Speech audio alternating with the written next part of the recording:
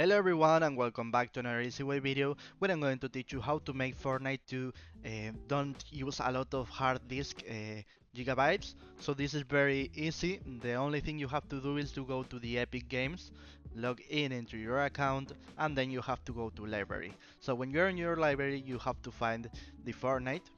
So you go to the three dots next to the name of the game and you have to go to options.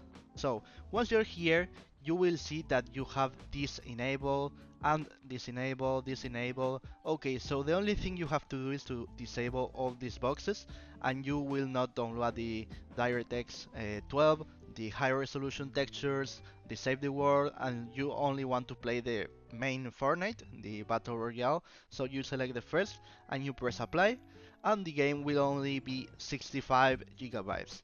So if this video was useful for you, please comment, share, like, subscribe, and press the bell in the subscription button. Goodbye, and easy way.